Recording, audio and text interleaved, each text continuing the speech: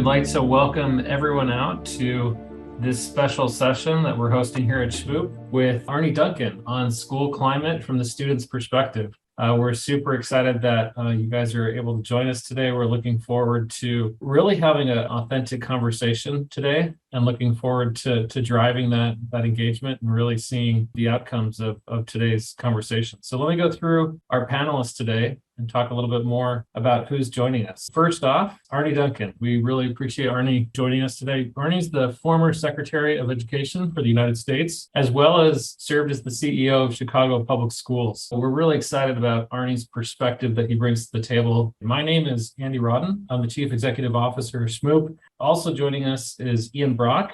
Ian is a student in Chicago. He's been homeschooled through high school, but attended Chicago Public Schools through seventh grade and has a variety of different endeavors that he's driving.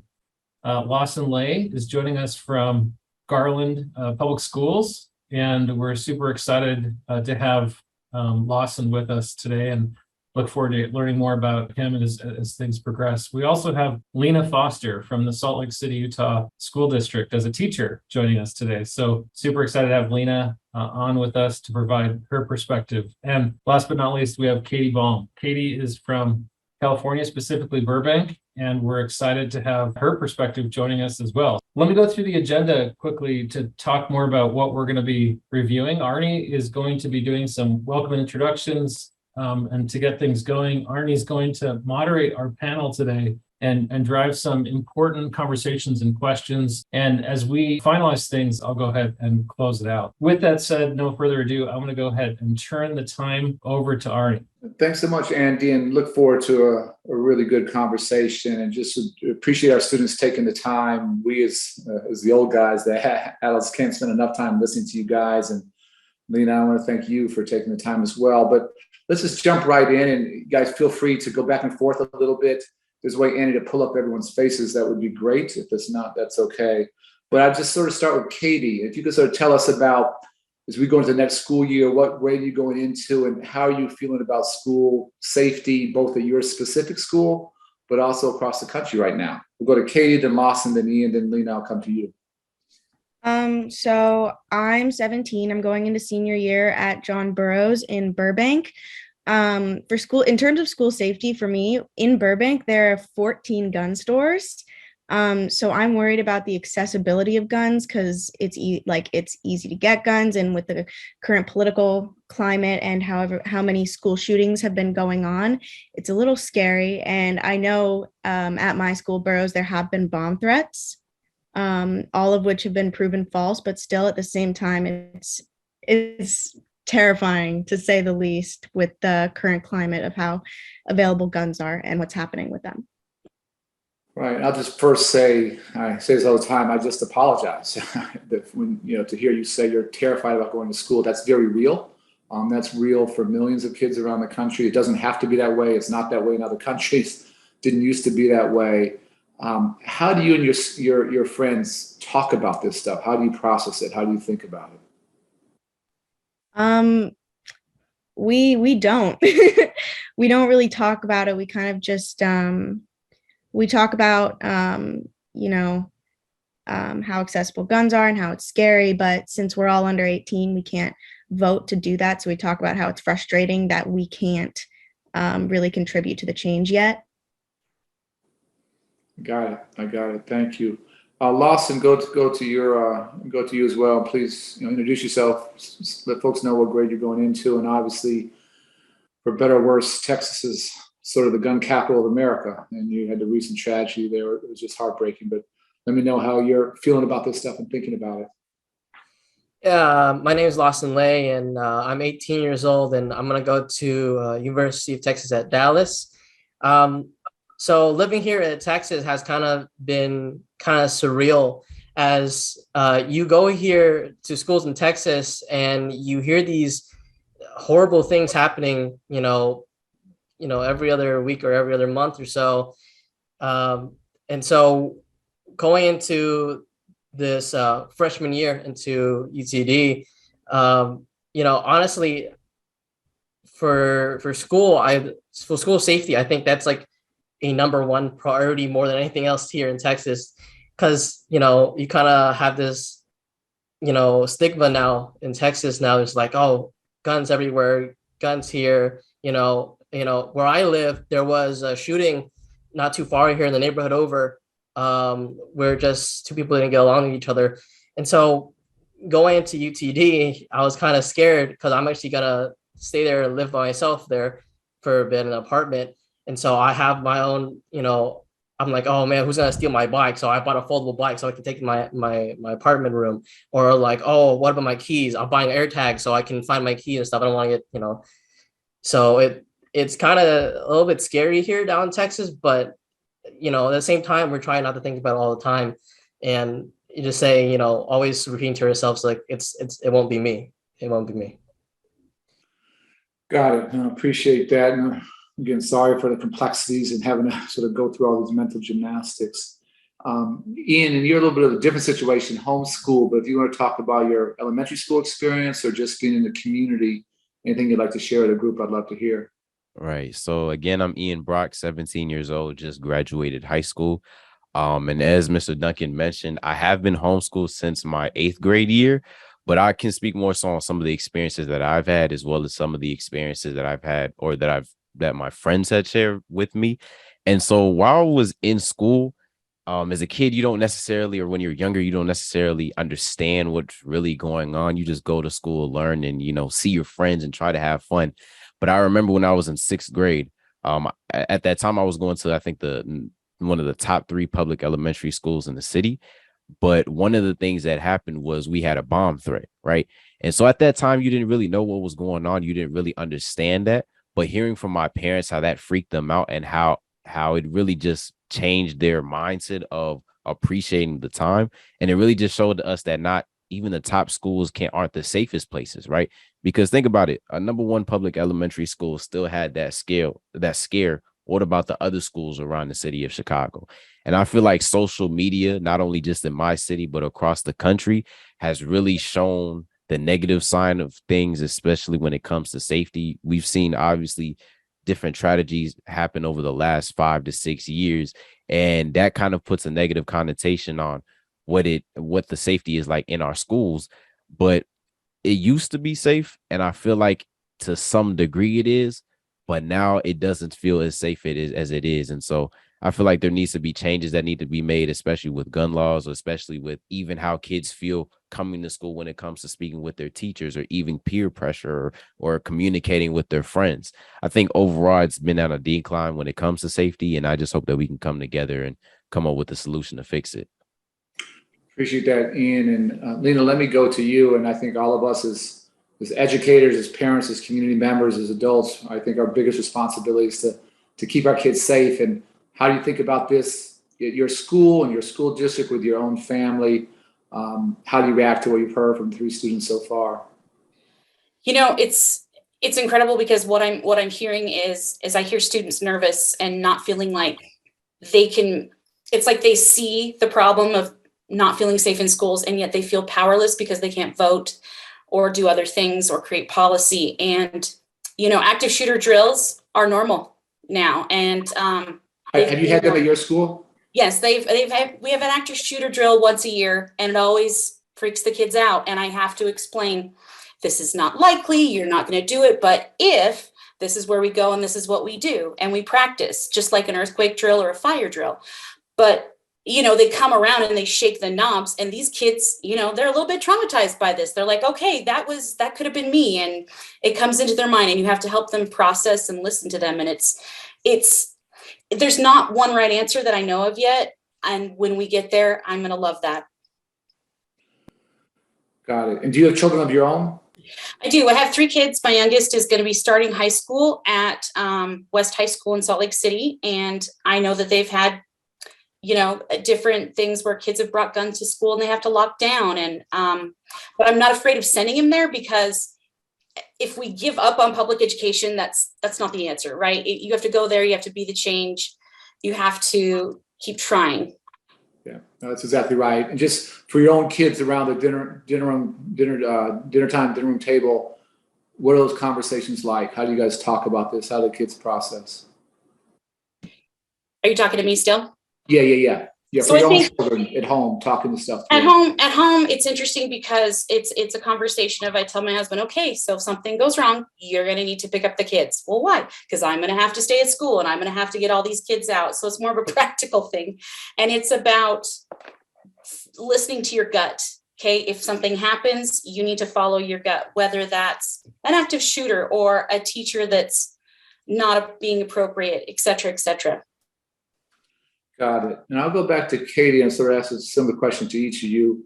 Katie, if there was, pick whether it's your school superintendent, whether it's your principal, whether it's your mayor, your governor, the president, if there's one person you could sit down and have a conversation with to try and influence things and make things safer for you and your peers, one, who would you like to have that conversation with? And two, what would you like to see them change? The governor of California, Gavin Newsom, I'd have like a sit down conversation with him because he is already doing things for schools. He just changed the start time. It has to be at 8:30. So he's already making changes for schools. So since he's already paying attention to that, I'd like to talk to him about that. And Burbank, I think they're trying to pass a law that makes it so that no more gun stores can open. And I think that Gavin Newsom is also involved in that. So I'd like to talk to him about it and ask him what like further change he wants to see and what he's looking to do in the future in terms of school and gun safety. Got it. Really helpful. Thank you. Lawson, same question for you. Who would you like to speak with and what would you like them to hear from you or learn from you? Well, I guess, the governor of Texas or just anyone who really has that power, I guess, in this state right now, because, there's just not enough control on the situation. And I feel like just having just someone to talk to, such as the governor of Texas, starting it here at like this prime point, if you can change the mind of the governor of Texas, you can surely change everyone else's mind, at this point. Yeah, got it. Thank you. Ian, same question. I would like to speak to the after school programming director as well as the mayor of Chicago, because I feel the city of Chicago is known for the beautiful city of Chicago, but also the gun violence in our city. And I feel like part of the reason why we have so much violence is because a lot of kids don't have hope, and they also have all this free time with nothing to occupy it. So if there was a way where we could put in after school programming or putting additional programming that's not only educating these kids or kids in my generation, but also giving them opportunities where they can be successful in a certain career and putting that within the school systems, I think that will reduce the risk of violence happening not only in the streets, but also in the schools, because kids won't be wasting time. Because when you have nothing to do, you don't make the most intelligent decisions when you have so much free time. But taking away that free time and turning it into productive time to better someone's life, I think that's super important. And that's what I like to discuss with the mayor as well as the after school programming directors. Got it. It's very, very insightful. Thank you. Alina, same question. I actually agree with Ian. I think that after school programming should be free. I think it needs to be across the board. Build that community within the after school, get mentors in there. You are going to build relationships with people. And when you're doing that, there's less chance to just do the other things. My state is very conservative, Utah. I could talk to Governor Cox, but I believe that the gun thing is much like Texas and Utah. Yeah. Just interesting, you guys, collective wisdom is so powerful. It's a combination of policy issues, which is sort of more, governor, no one mentioned president. My personal opinion is this is a national issue, so you got to adjust from a national standpoint. But also, Ian talked about the recipe of no hope and too much time. That's a recipe for disaster. That's not a recipe for good outcomes. And so that's a policy, but also just a practical question. How do we fill kids' times with enrichment activities, with positive role models and mentors, make those after school hours very productive and sort of steer folks away from this? We've focused on gun violence, which I didn't know quite it would go that direction. That's very real and top of mind. But let me just ask one more question, maybe each of you.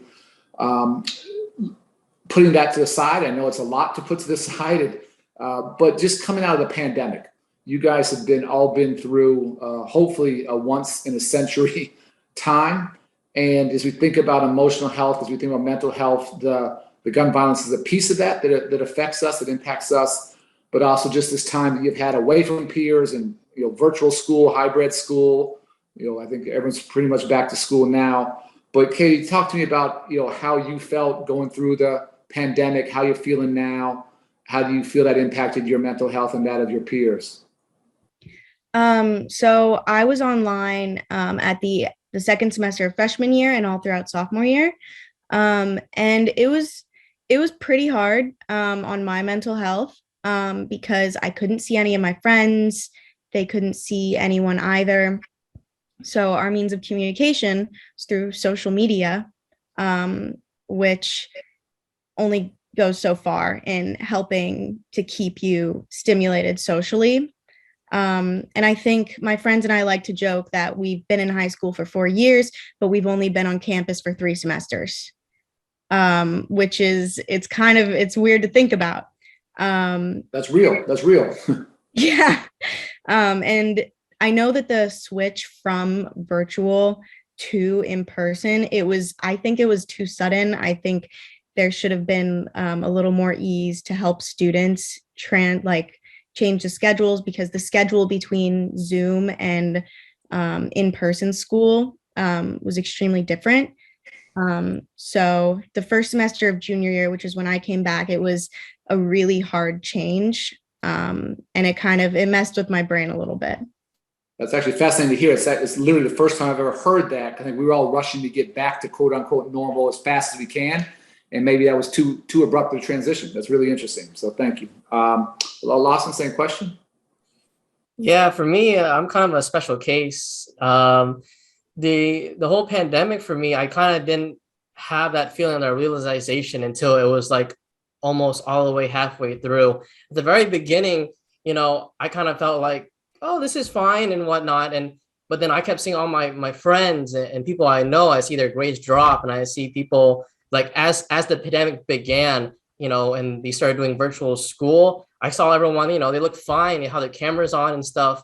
And as the year goes on, I kind of saw everyone drop off. People start talking as much. They felt, less motivated, and you see that in their grades, you see it in their face, and you see it like there's no more cameras, there's nothing.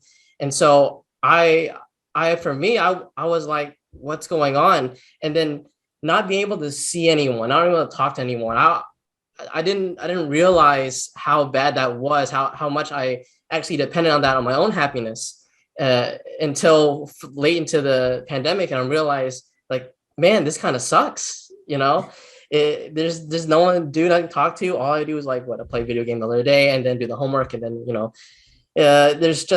it's empty. And so our school, we had a system where we had you can go virtual or you can go physical for like in my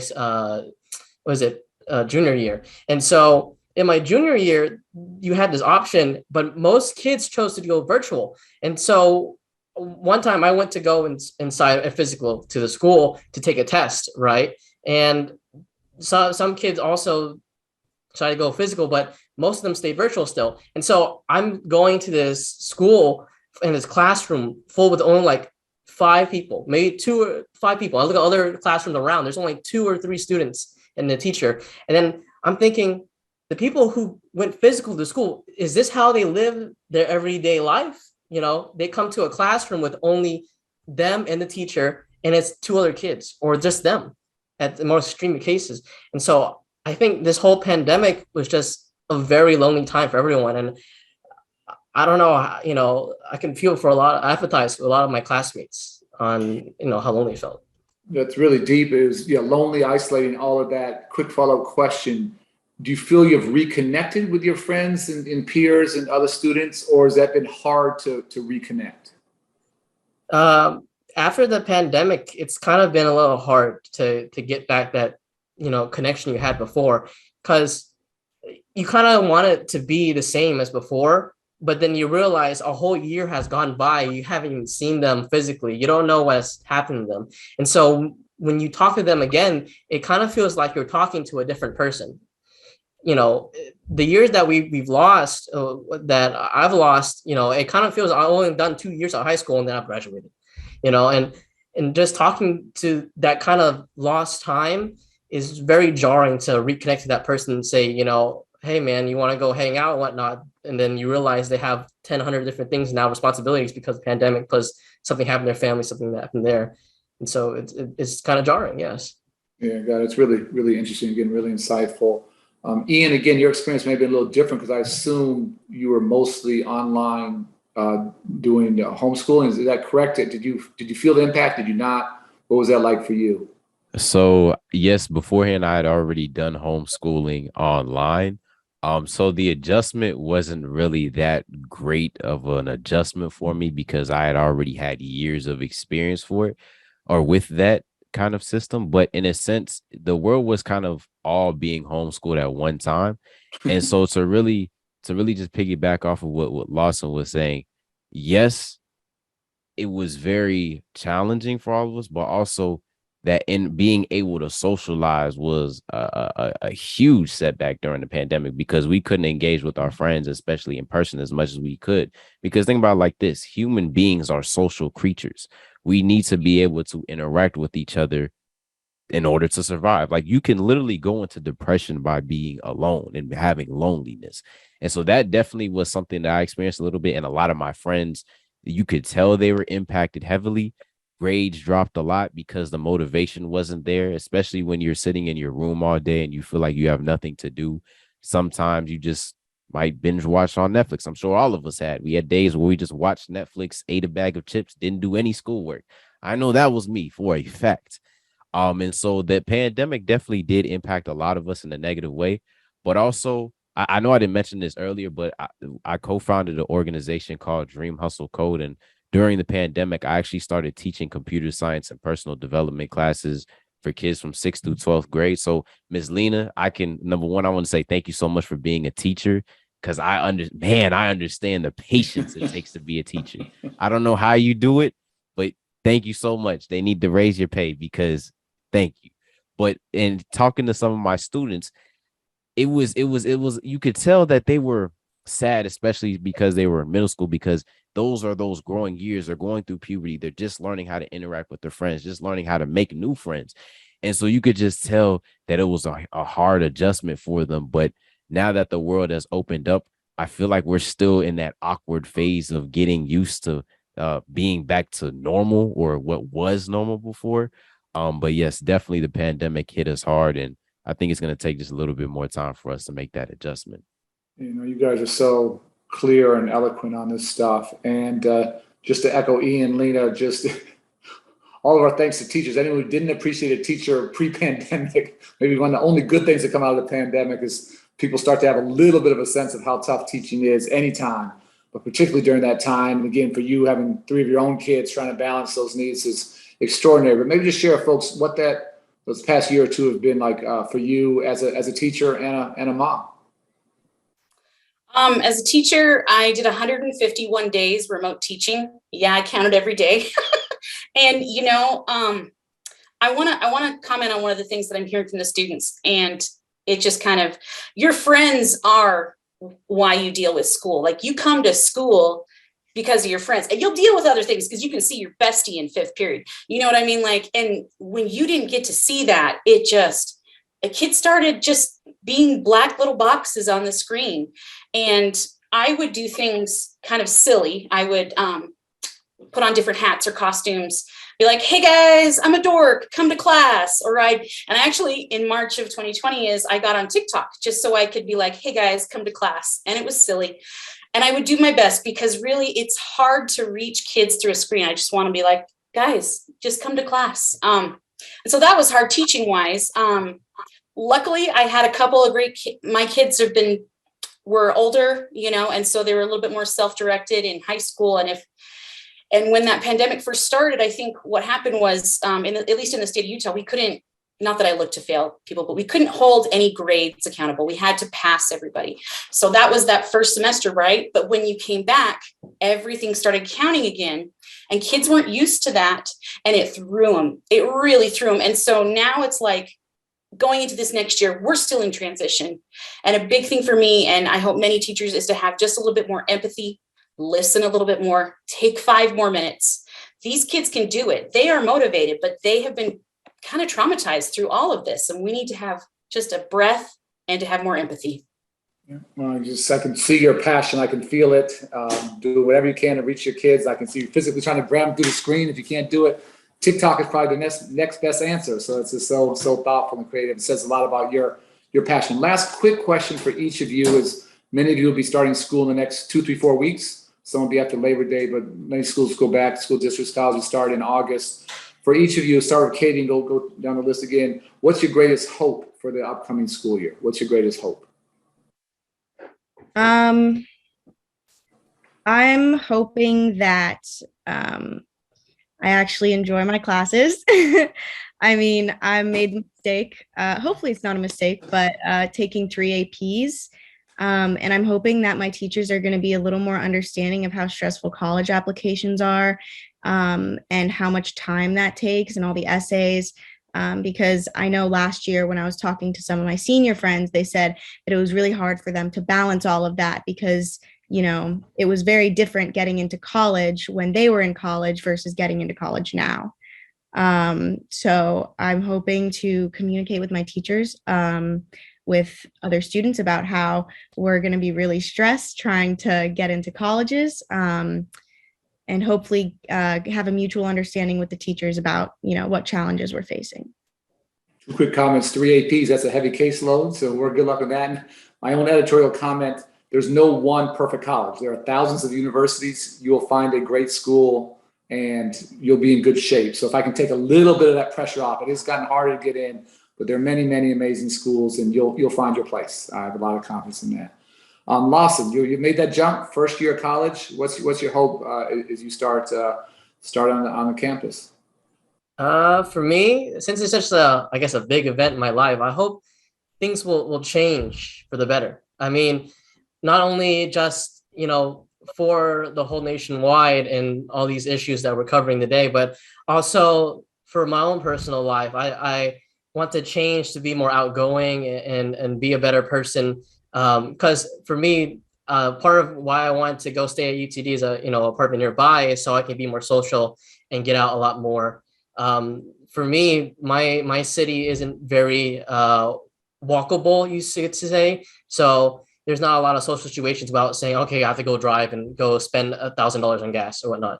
And so, but yeah, my hope is things will change. Yeah, no, it's a challenge to make ourselves uncomfortable. I think I hear you saying, sort of stretch yourself, move a little bit outside your comfort zone. And that's a really gutsy and courageous thing to do. And I commend you on that. Ian, what's your hope this school year? Well, I actually have hope for the new laws that have been passed in Illinois. So recently I found out that you can actually vote in the state of Illinois at the age of 17. And so I believe that is empowering, and I'm actually super hopeful because it gives more kids, or for my generation, the opportunity to voice their opinions through a vote. And it gives us all, and I'm hoping, and I really want all my friends to vote at this age, because look, we have the opportunity of a lifetime to change or shape how we want our futures to become. And so I feel like not a lot of people in Illinois know that. So, but if people understand that, then that can totally change the game, number one. But also I'm hopeful of the fact that we will be able to finally make that adjustment as not only a state, a city, but also as a country, to move forward on communicating with each other, creating environments where we all can share our thoughts, ideas, and try to solve the problems instead of just guessing. Because without communication, there is no way for all of us to move on one accord and move as one. So as long as we can do those two things, I definitely have a lot of hope for this school year, a lot of hope for just the year in general. Good. And please vote. I'm not going to tell you who to vote for, but please vote. We need all our young people voting. That would change everything in our country. Be real clear. Lena, what are you most hopeful about going into the new school year?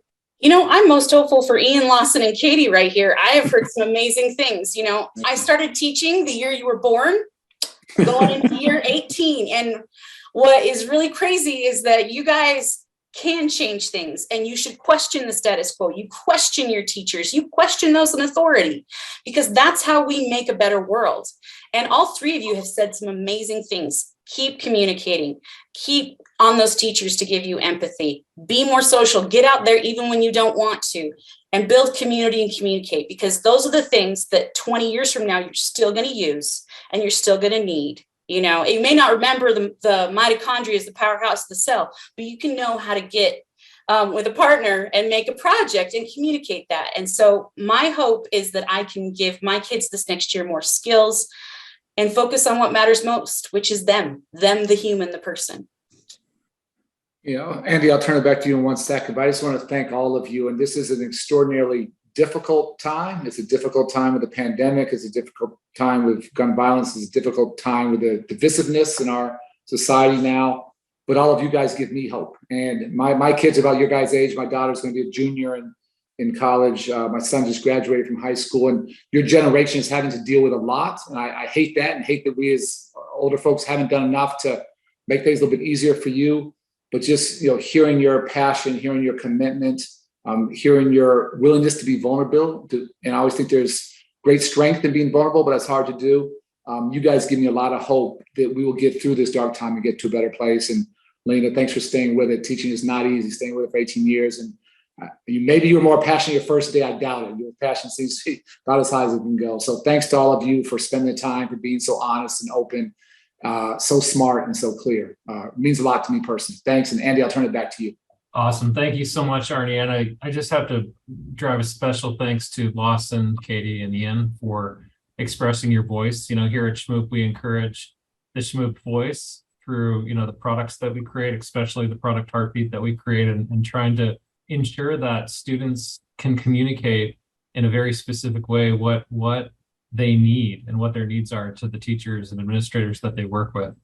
I want to give a real special thanks to Lena for being here from a teacher perspective and a teacher voice, and kind of the level-headed nature that you bring to the discussion today, a very real perspective into just doing it day to day. And thank you for everything that you have been doing for your students and really for the whole country. And finally, just a huge thanks to Arne and everything that Arne has done in his career. And it really blows me away, Arne, how you continue, you know, through the long successful career that you've had to influence and help drive home the principles that you really believed in your entire life. It's been an entire life of service, and we appreciate you, Arne, and everything that you've done. And I appreciate you being here with all of us and being able to have this real intimate conversation today about some of these real challenging things. It's not, you know, the things we discussed today were gun violence, the concept of the pandemic, that we didn't have those discussions when I was graduating from high school. It wasn't the same thing. And I had the opportunity to meet with the superintendent of Uvalde last week. And it was quite an insightful conversation to get that additional perspective. So we thank everybody for being with us today. We hope that everybody's found this, you know, insightful and can provide some perspective to the student. Thank you so much. And we hope you guys have a great rest of the day.